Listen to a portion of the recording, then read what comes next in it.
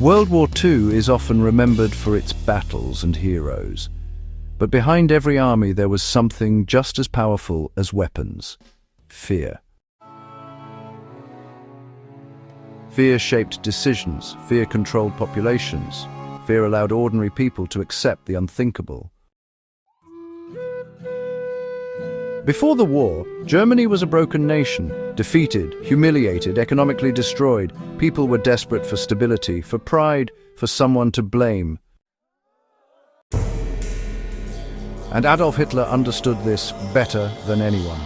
He did not rise through force alone. He rose through words, speeches, symbols, promises. He offered simple answers to complex problems. He gave people an enemy, and he gave them hope. Propaganda became a weapon. Posters filled the streets, radios filled the homes, schools filled young minds. The message was always the same: Germany was strong again, Germany was united, Germany was under threat. Fear became normal.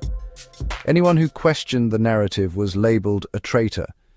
Slowly, freedom of thought disappeared. The population did not wake up one day under a dictatorship. It happened gradually. New laws, new restrictions, new enemies. Each step felt small. Together they changed everything. By the time the war began, many people no longer asked questions. They followed.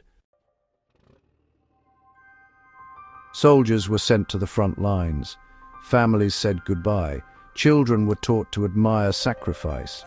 The state controlled information. Bad news was hidden. Defeats were renamed as, well, strategic withdrawals. Reality was shaped by words.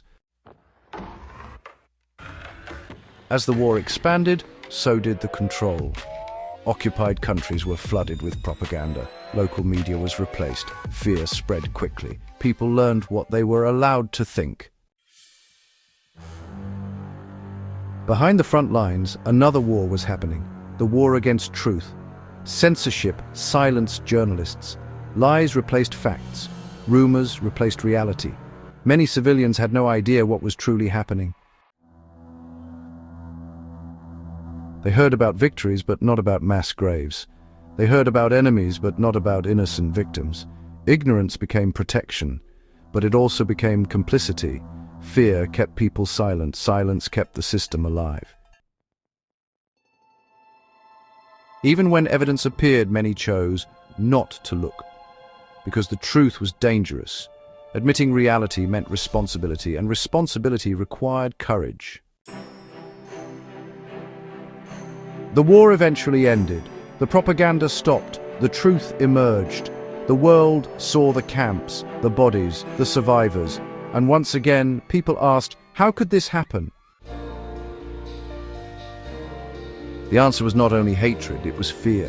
Fear of speaking, fear of resisting, fear of standing alone. World War II teaches us something, well, uncomfortable.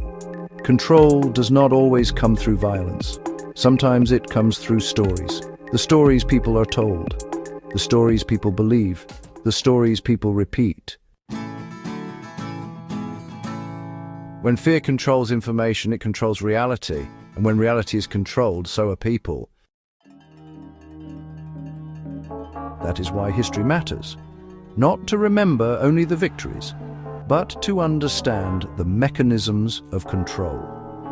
Because propaganda, fear, and silence did not disappear in 1945. They simply changed form.